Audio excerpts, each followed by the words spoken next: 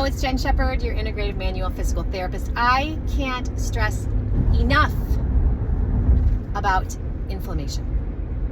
I wish I didn't have to talk about it. I wish we didn't have to talk about, no, we can't eat anything we want. I wish I didn't have to tell you that sugar is really, really bad for you, because sugar is amazing and delicious and is so satisfying and rewarding in our brains. But it is so horrible for our bodies. And I'm experiencing it even more.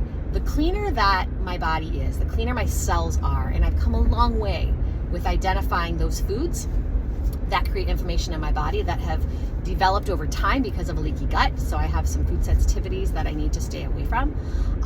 And sugar, I've avoided it for a long time. So fortunately or unfortunately, the cleaner your body is, the harder you will experience effects when you don't take care of it.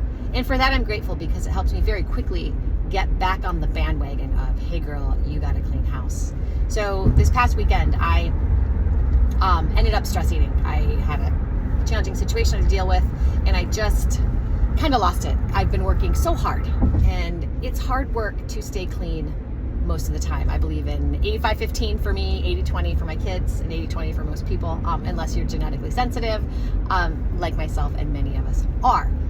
But I just, like, you know what? I'm just going to take a break. I'm not going to worry about what I'm eating tonight. And I was conscientious of the choices that I made.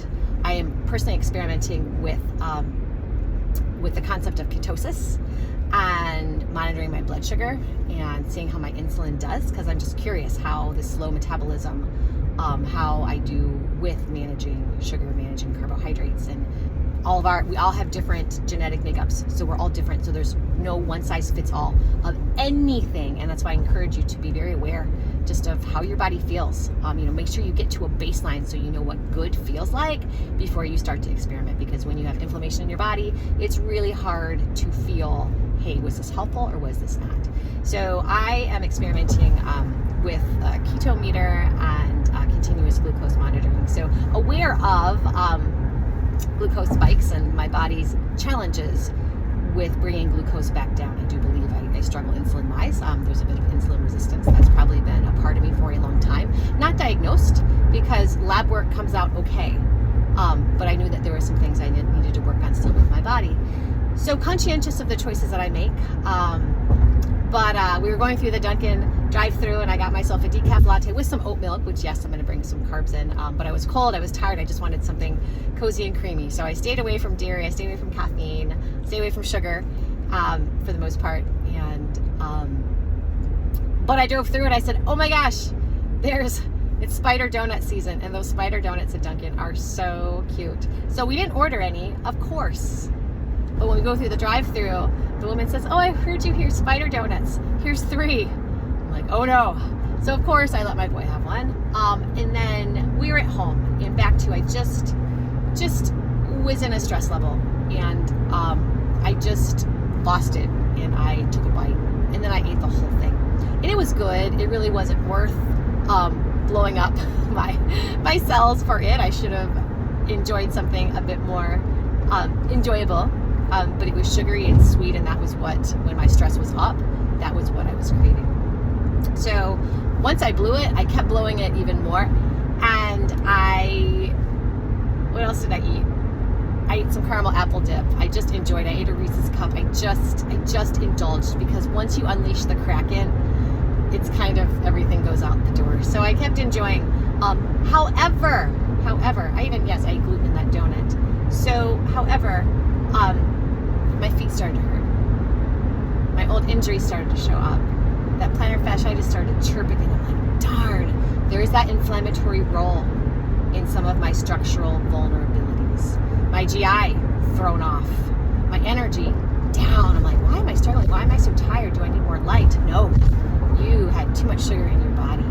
You pushed your body too hard this weekend, and you are paying the price. You are in an inflammatory state, and this is what it feels like to be in an inflammatory state. The challenging thing is, most people are in an inflammatory state, and they've been in it so long that that's their normal. Like, that is your normal.